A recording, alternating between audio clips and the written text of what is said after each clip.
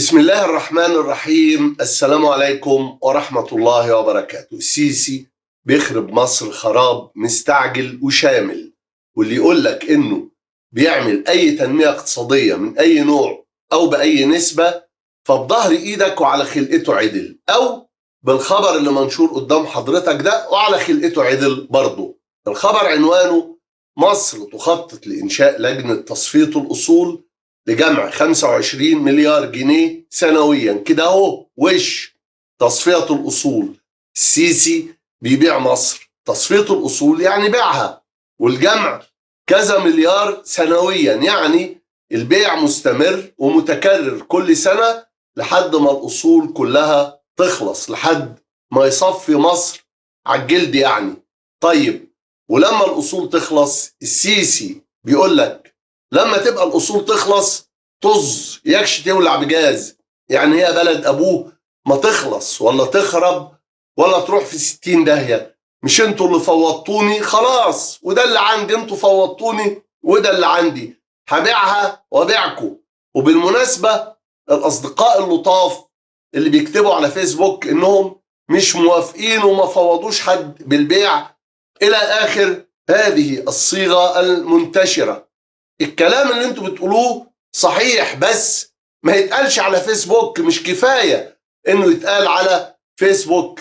كتابة الكلمتين دول على فيسبوك عامل زي اللي بيكتب جواب ويرميه في درج مكتبه، ما منوش فايدة. والألعن انكم كلكم بتنقلوا من أصل واحد، كلكم فاتحين كتاب رسائل الغرام وبتنقلوا منه، وده كله رط ما منوش فايدة ولا له لازمة. الفايدة واللازمة في الشارع. السيسي لما طلب التفويض قال تنزلوا تدوني تفويض. تنزلوا يعني في الشارع. صحيح هو نزول ملوش دلالة، يعني النزول اللي في تفويض السيسي ما كانش له أي دلالة، لأنه كان مجرد فسحة في رعاية الدبابة مش في مواجهتها.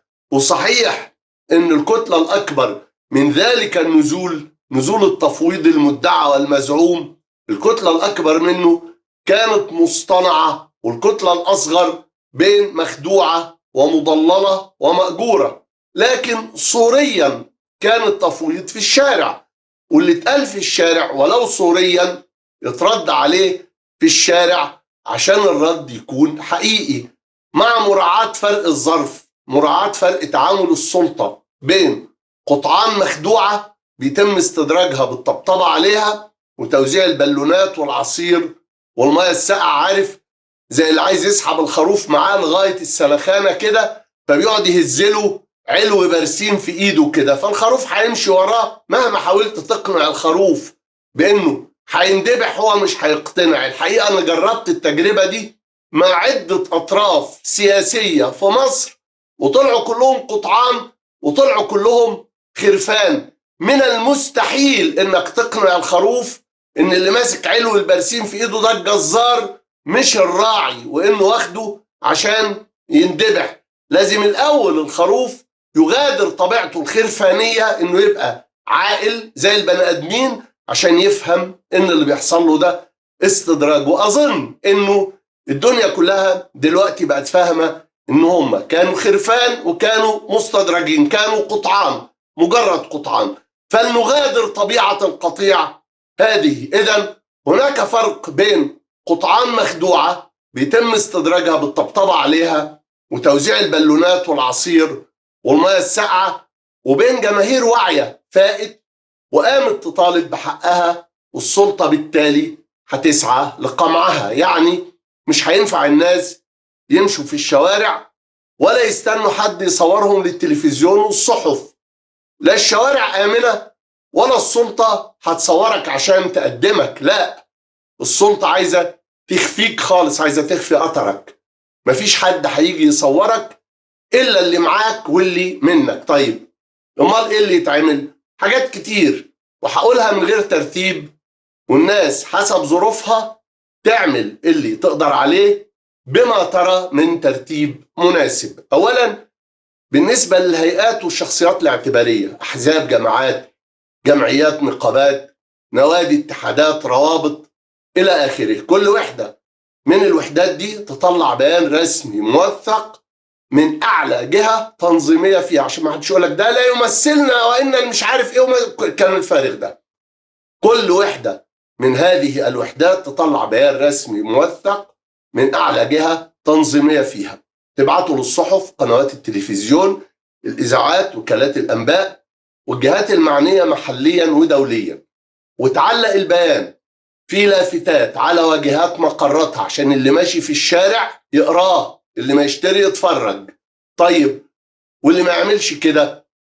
اللي ما يعملش كده قولا واحدا يبقى شريك في الجريمة، يبقى متواطئ على البيع وموالس مع السيسي، ويبقى على أعضاء هذه الوحدات المجتمعية، أحزاب، نقابات إلى آخره، إنهم يضغطوا على قياداتهم الموالسة بكل أشكال الضغط، وإنهم يبقوا هم القيادة البديلة للدفاع عن مصر. وفي السياق ده في تفاصيل الناس عارفاها ومش محتاجة شرح طويل، منها محاولات الاستدراج والتخدير والاكتفاء مثلا بمناشدات للمسؤولين اللي هم المجرمين الأصليين والخونة الفعليين، مناشدات على طريقة لو سمحت يا عمو الحرامي ما تسرقنيش، واللي يكتفي بالهبل ده يبقى شريك في الخيانة مش عبيط، لأن محدش عبيط للدرجة دي. طيب والأفراد اللي بره الهيئات اللي قلنا عليها دول هم الأساس، وفي إيدهم حاجات كتير يعملوها، منها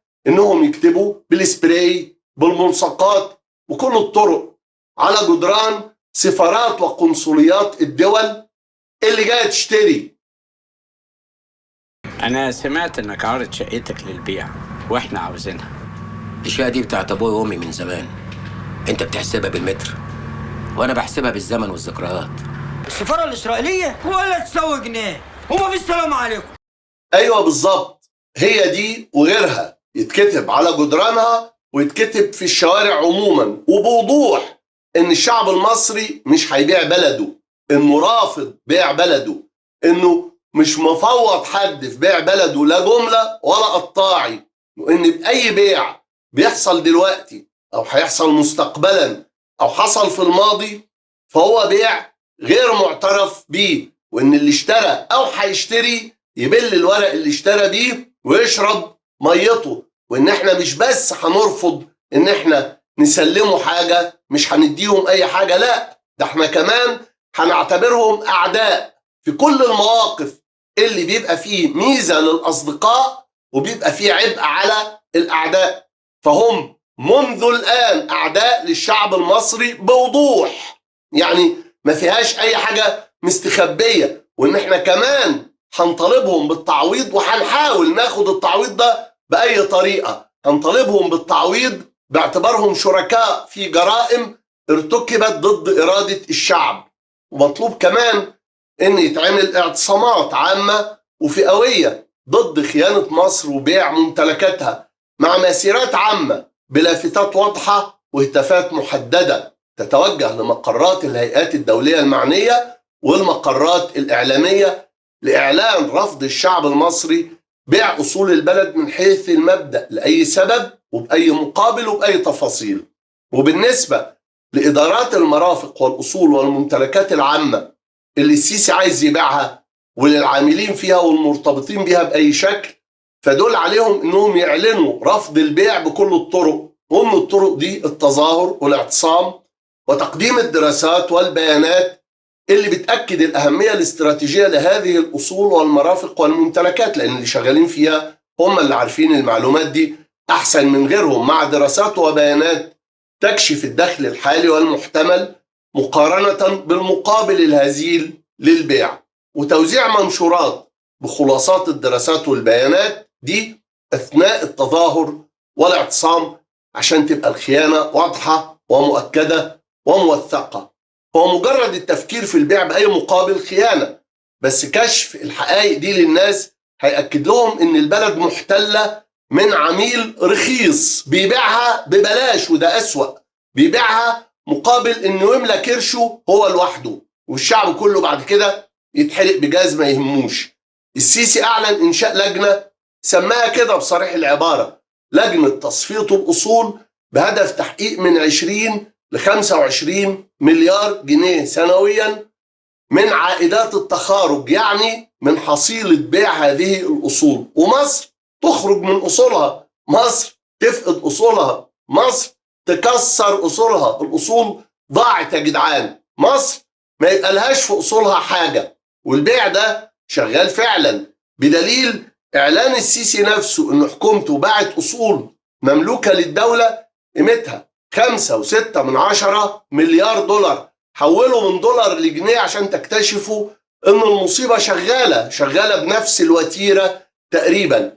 السيسي أعلن إن حكومته باعت أصول مملوكة للدولة قيمتها 5.6 مليار دولار من مارس 2023، والبيع مستمر، بدليل إعلان السيسي إنه هيوصل بقيمة البيع ل6.5 مليار دولار من برنامج الطروحات الحكومية بنهاية 2024. اضربوا 6.5 مليار دولار في سعر صرف الدولار، هتلاقوا إن الحصيلة هي من 20 ل 25 مليار جنيه سنويا وأكتر كمان. وضمن المعلن إن السيسي أدرج 32 شركة في برنامج الطروحات بهدف بيع حصص مملوكة لمصر في شركات وبنوك. وأبرز ما يباح حاليا وما يجب الدفاع عنه فورا من المصانع مصانع السماد، ومن الأرض راس الحكمة وجزيرة الوراق. جزيرة الوراق اللي أهلها بيضربوا أروع أمثلة البطولة. الوراق هي غزة المصرية، وتحتاج لمشاركة كل مصري في الدفاع عنها. الوقوف جنب وطننا وشعبنا في الوراق فرض عين. كل حاجة دلوقتي أظن بقت واضحة، الخيانة معلنة، مفيش حاجة مدارية، ومحدش يقدر يقول إنه مضحوك عليه ولا فاهم غلط. فات الوقت خلاص. حتى الاعتذار بهذه الأعذار الواهية ولو كذبا لم يعد واردا، مش لم يعد مقبولا، لم يعد ممكنا. اللي يقول كده يبقى بيقول إنه هو عبيط في نفس اللحظة. اللي بيبيع عفش البيت بيبقى هو وعياله وجيرانه والناس كلها عارفين إنه عواطلي ومفلس وما منوش فايدة، فما بالك باللي بيبيع ما لا يملك عشان يصرفه على كيفه، والله يحط حصيلة البيع باسمه في البنك. هنا بتبقى الناس كلها عارفة إنه نصاب ومدمن وحرامي. وده اللي السيسي بيعمله، بيبيع أصول مصر اللي بنتها عبر قرون من الحضارة والإنتاج، بيبيع الثروات اللي ربنا أنعم على مصر بيها زي المناجم والأرض والنيل، ودي كلها ملك شعب مصر، ملك الأجيال اللي فاتت والجيل ده والأجيال اللي جاية، ملك مليارات البشر اللي تعاقبوا على أرضها الطيبة واللي لسه جايين. فمحدش من حقه يبيع ولا يأجر. ولو السيسي مصري كان عرف إن الأرض عرض، ومثلنا بيقول العرض ما بيتهدبوش، محدش بيهادب عرضه، واللي يهادب عرضه يبقى قواد رخيص، واللي يسكت على كده يبقى قواد أرخص. فانفجروا أو موتوا، أكرم وأحسن وأشرف. هي دي الحقيقة. والشعب ده عاش قرون طويلة بيخدع نفسه ومعيش نفسه في أوهام، أبطال وهميين وصراعات وهمية وانتصارات وهمية وثقة في غير محلها. وجه الوقت عشان نفوق كلنا من كل الأوهام دي ونواجه الحقيقة كما هي. وأول عنصر من عناصر الحقيقة إننا في الحد الأدنى يتوجب علينا أن نحافظ على ممتلكاتنا كما وصلتنا، كما هي في أيدينا، زي ما وعينا على الدنيا ولقيناها، ونعرف إن اللي عايز يضيع الممتلكات دي يبقى عدو ملوش تعريف تاني، فنتعامل معاه على هذا الأساس. والسيسي ما عندوش إلا البيع. اللي عايز يتفضل لكل الناس بما فيها شركات الجيش. أيوه. طب شركات الدولة مطروحة؟ أيوه. السيسي عدو، والمعاملة الوحيدة المناسبة للعدو ما دام مصر على انه يفضل عدو هي الحرب، خاصة وهو مش مخبي عداوته، واعلن من اول يوم للعسكر اللي هو بيحكمهم انه عدو للشعب، وانه يا يهزمنا يا يموت، يعني ما عندوش حل اخر داخل المسألة، داخل المعركة ضد الشعب، داخل المواجهة مع الشعب باعتبارها معركة صفرية، إما أن يهزمنا وإما أن يموت. وانسوا بقى حكايه ادعاء اصل دول اخوان بتاع الكلام ده طلع انه كلام مش مظبوط. المصانع اللي بتتباع دي مش بتاعه الاخوان، الوراق مش اللي ساكنين فيها الاخوان، راس الحكمه الناس اللي قاعدين فيها دول مش الاخوان، القبائل اللي في سينا دول مش اخوان. ولو كل دول اخوان يبقى البلد كلها اخوان بقى، يبقى انت بتتكلم في ايه؟ الحقيقه ان السيسي جاء ليحارب هذا الشعب، وانه جاء ليبيع ثروه هذا الوطن وليبيع مقدرات هذا الوطن وليقضي على مكانه هذا الوطن. اللي لسه مش فاهم ده لغايه دلوقتي فده بالقطع مش انه مجرد حمار، لا ده عميل، وده جزء من جيش السيسي اللي علينا ان نواجهه. هذا الجيش الذي يعتقد انه اما ان يهزمنا واما ان يموت. يا هنهزمهم يا هنهزمهم. امال ايه؟ لازم تكون عارفين كده. احنا يا نهزمهم يا نموت، مش هيحصل غير كده. يتشالوا من فوق وش الارض كل قوه وكل عنف يا محمد. امال ايه؟ السيسي عدو، والعدو طالما هو مصر على انه يفضل عدو يبقى ملوش الا الحرب، خاصه وهو مش مخبي عداوته. اعلن من اول يوم للعسكر اللي هو بيحكمهم انه ما قدموش في المواجهه مع هذا الشعب غير انه يا اما يهزم الشعب يا اما هو يموت. يعني قال كده، قال يا نهزمهم يا اما هنموت. وانسى بقى حكايه انه كان مستخبي ورا ذلك التعريف المايع والفضفاض بتاع الاخوان. كل من كان في الثوره فهو بالنسبه له اخوان، وكل من هو متمسك بالاسلام، كل من هو ملتزم بالاسلام فهو بالنسبه له كان اخوان. يعني في ناس مش ملتزمين وما بيصلوش بس هو كان بيعرفهم اخوان لانهم كانوا واقفين في ميدان الثوره، وفي ناس ما كانوش في الثوره لكنهم بيصلوا يعني ملتزمين بس مجرد التزام اسلامي طبيعي. دول لو مش منافقين يعني لو ما بيدهنوهوش زي الناس اللي انتوا عارفينهم فدول برضه هو كان معرفهم ان هم اخوان، عشان لازم يسبك يحط الطبخه فيها العنصرين مع بعض، عنصر الملتزم بالاسلام مع عنصر المشارك في الثوره، ويسمي ده وده اخوان على بعض. كل من لم ينخدع بالسيسي وكل من لم يساير السيسي وكل من لم يتواطأ مع السيسي فقد عرفه بأنه إخوان. أنا شخصيا كنت ضد الإخوان أبا ومساحة، كنت ضد برلمان الإخوان وضد رئيس الإخوان، وقلت هذا وقلت إنني لم أنتخبه ولم يكن من الممكن أن أنتخبه. ولما سألني مذيع من المذيعين اللي بينتموا للإخوان عن ال11 مرشح قلت له أنت ما بتدخل باتا مفيش حاجة بتاخدها من على الرف وتحطها فوق راسك، كله بيتلبس في الرجل، كلهم زي بعض بهذا اللفظ. والفيديو موجود إذا كان اللي محتفظين بيه لسه محتفظين بيه، لأن الفيديو ده تحديدا وبكل أسف أنا ما احتفظتش بيه، كان يسعدني إن أنا أكون محتفظ بيه وإن أنا أعيد بس عليه. بس أنا بعيد لكم الكلام اللي فيه تاني وشهوده أحياء، يعني برضو لو عايزين نستشهد بيهم نقدر نستشهد بيهم. إذن فأنا كنت ضد ده، لكن في نفس الوقت قلت إنني أحترم إرادة هذا الشعب.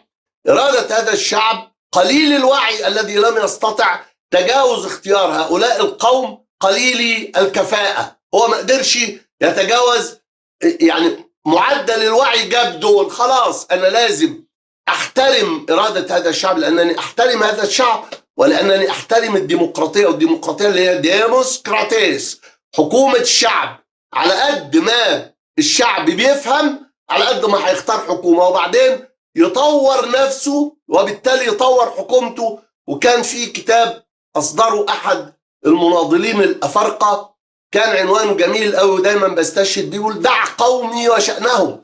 سيبنا على قد ما احنا فاهمين دلوقتي وبعدين احنا هنطور فهمنا، انما ما تجيش تفرض علينا فهمك من فوق، ما تجيش تكسر لي راسي عشان تحط لي فيها اللي انت عايز تحط فيها، لان انا بعد كده مش هعرف اعيش براس مكسوره. يعني خلاص هبقى فقدت القدره على الحياه. عشان تفهمني هتموتني؟ لا يا عم، خليني كده واحده واحده، عارف زي النبات اللي بينمو واحده واحده. لو انت حبيت تكبر النبات ده مره واحده كده وشديته لفوق هتقلعه من جذوره فهيموت. اذا زي اخوك او ابنك اخوك الصغير او ابنك لما انت تبقى عايز تعلمه حاجه فتمشيه شويه في الاختيار الخاطئ اللي هو مختاره، طالما ان هو اختيار يعني استراتيجيا يمكن تصحيحه، تمشيه وتمشيه تحت اشرافك وتحت توجيهك وتحت نصيحتك، تفضل وراه بالنصح المستمر لغايه ما يكتشف ان ده خطا. واظن ان الناس كلها اكتشفت انها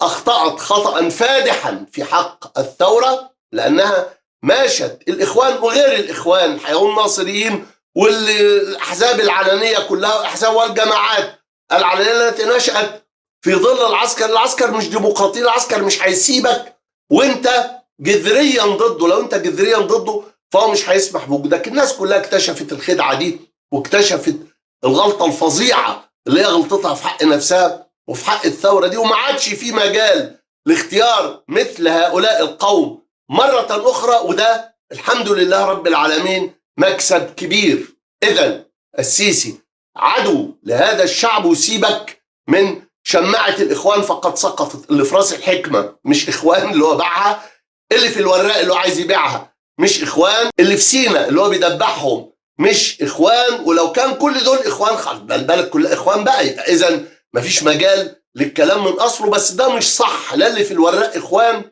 ولا اللي في راس الحكمه اخوان ولا اللي في سينا اخوان ولا اللي في السجون في 90% من تكوينتهم اخوان، ولا التعامل الصحيح. هم الاخوان كانوا جزء من قياده المخابرات الحربيه، يعني السيسي هو اللي كان مهيمن عليهم. واللي بيقول لك انه خيرت الشاطر قال ان السيسي زي الخاتم في صباعنا، لا هو ما كانش فاهم كده. هو كان فاهم ان هو مسلم نفسه للسيسي، فالسيسي هيغضربه ليه؟ فغضربه. هي دي الحقيقه. اللي مش فاهم الحمار اللي مش فاهم كده لغايه دلوقتي، خلاص سيبوه يا جماعه، حطوا له شويه كسب وشويه تبن وبتاع واكسبوا فيه ثواب في كل ذات كبد رطبه اجر.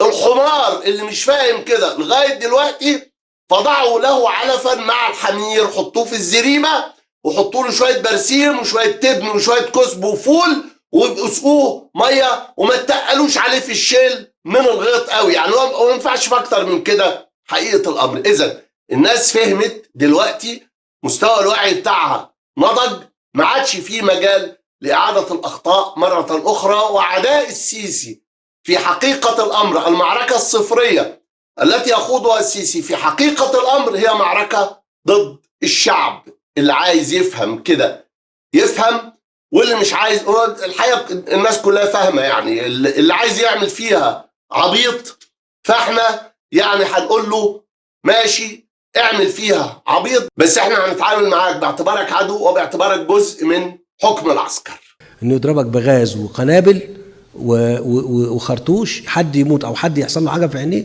يتحاكم الضابط احمد، لا مش هيحصل خلاص. وانا عايز اقول لك المتظاهرين قد ادركوا ذلك. يا هنهزمهم يا هنهزمهم. امال ايه؟ لازم تكونوا عارفين كده. احنا يا نهزمهم يا نموت، مش هيحصل غير كده. يعني تشالوا من فوق وش الارض كل قوه وكل عنف يا محمد. امال ايه؟ الكوره في ملعب الشعب، ومفيش حاجه اسمها انك تطلب من عدوك ولا انك تستنى منه خير. منتهى الذل انك تتسول حقك ومقومات حياتك من ايد عدوك. والسلام عليكم ورحمه الله وبركاته.